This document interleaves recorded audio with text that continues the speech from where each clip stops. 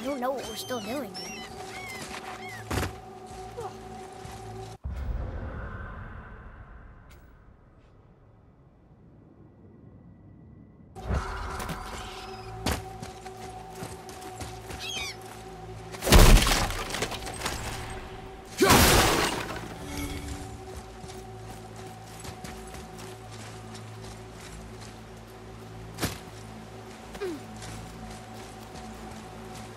What is this place?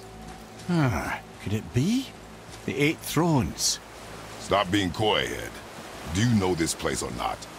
Mimir, the smartest man alive. I know many things. Well, whatever this place is, it looks important. To who? There is little of value here.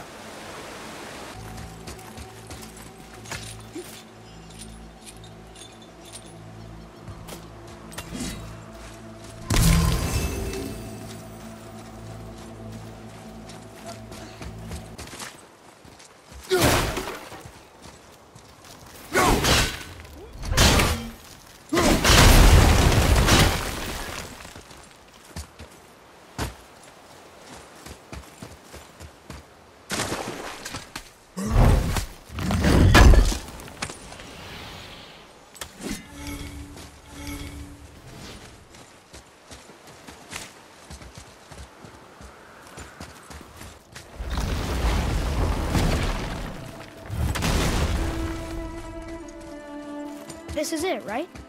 The rock stool? Aye, lad. The Council of Valkyries. The Valkyries are of Valhalla, are they not? Glad to see you're paying attention, brother. You are correct.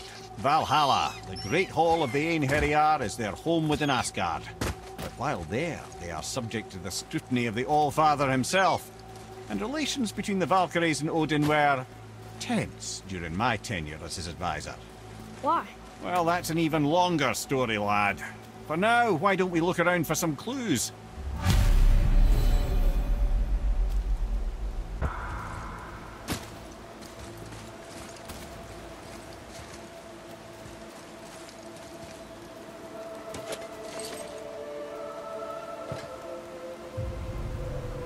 Whoa, you're back. Hello? I don't think she can hear you, lad. The helms must only retain but a small portion of their owner. I'd wager the rest is in transit to Valhalla, to try and fix the mess left by their absence. Mimir, who is she? Gunnar, Mistress of War. After any conflict, big or small, she would be first on the scene, sussing out the worthy spirits for a free trip to Valhalla. A gruesome task, but she took great pride in it. Any conflict. Impossible. It's true. She had help from her sisters, of course, but Gunnar was always first to arrive. Her judgment of the fallen was unparalleled, and an invaluable resource to Odin. She was one of his favorites.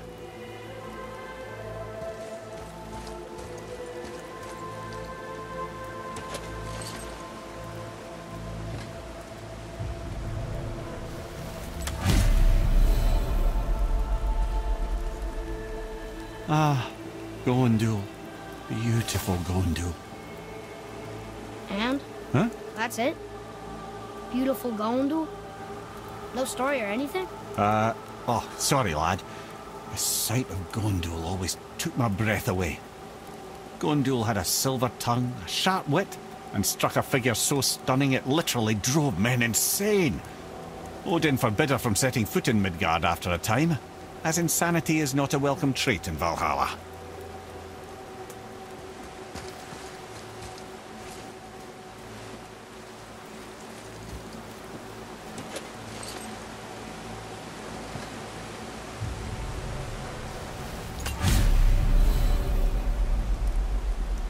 This is none other than Geirdriful, the Master of Arms in Valhalla, responsible for arming and training Odin's Einherjar. His what? His army come Ragnarok. The entire reason Valhalla exists, you see. The Einherjar wait in the Great Hall endlessly, feasting, drinking, and fornicating themselves silly. Once Ragnarok begins, Odin calls them into service to fight on his behalf. Geirdriful had her hands full training that lot.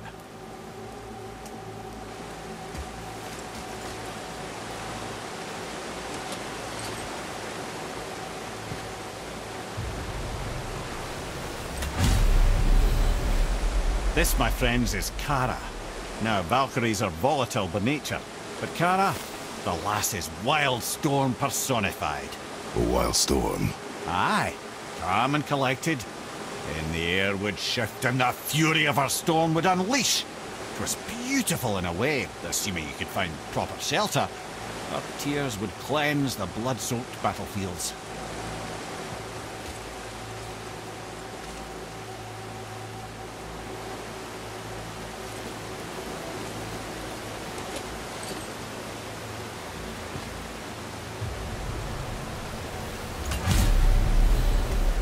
Ah, here we have Air, the healer. A Valkyrie healer? Strange. Air was strange, as a matter of fact. Very quiet, very calm. Where her sisters were violent rapids, Air was a gentle stream. She healed the wounds of both mortals and gods, and even a certain all-knowing sage who once drank too much and fell off a mountain. Not my proudest moment.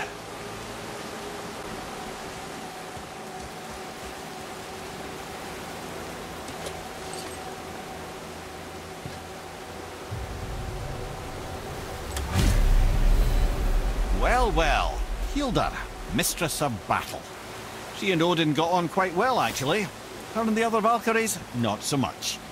She would spend most of her time here in Midgard observing discord between the living, and sewing some up herself from time to time. She lived for conflict. Some say she was conflict personified. I wonder what will become of her now that she's free.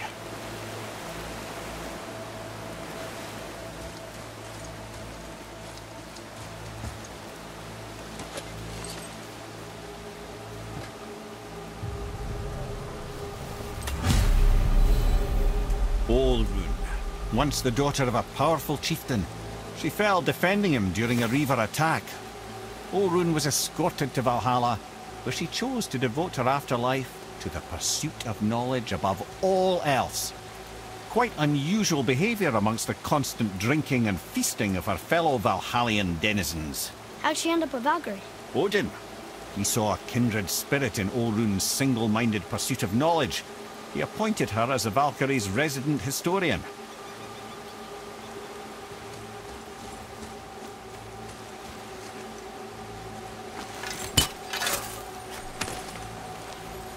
Treasure! All right!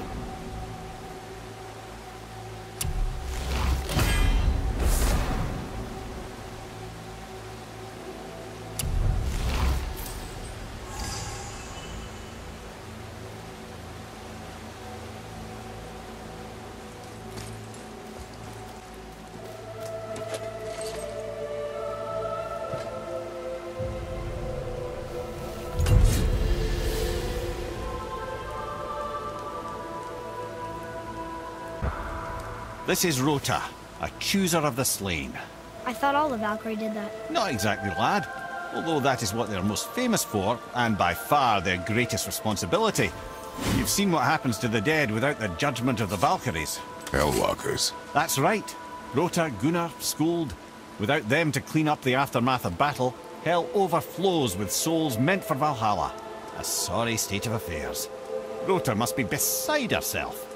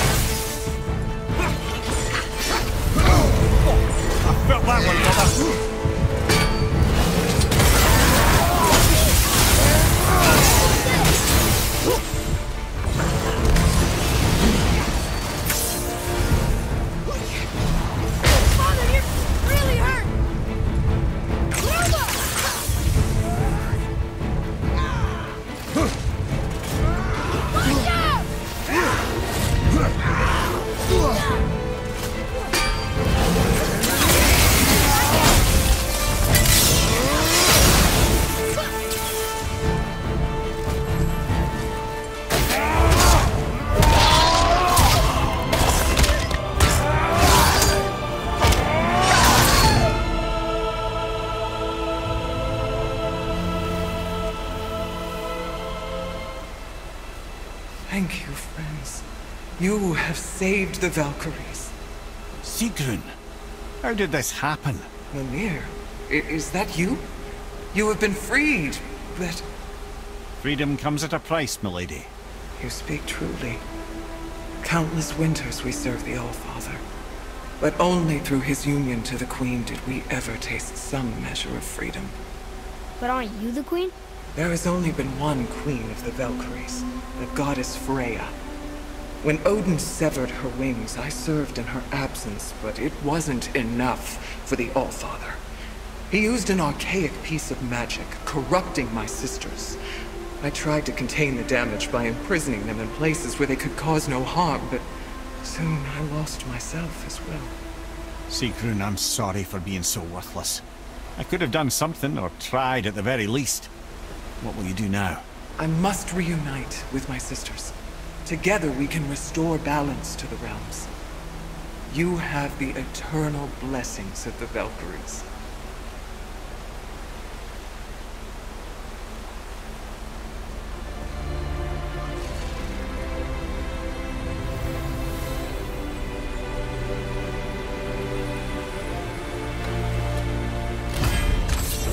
Well, we did it, I suppose. You don't sound very happy about it. It's difficult to be happy about anything when you're a reanimated head. I'm grateful we were able to set the Valkyries free. So much of this could have been avoided, only... You said it yourself, Head. It does not matter anymore. The past is the past. Well, that's awfully cheerful coming from you. I am in a good mood. The dwarves will make use of this help. Your dad's a wee bit single-minded, isn't he, lad? Definitely.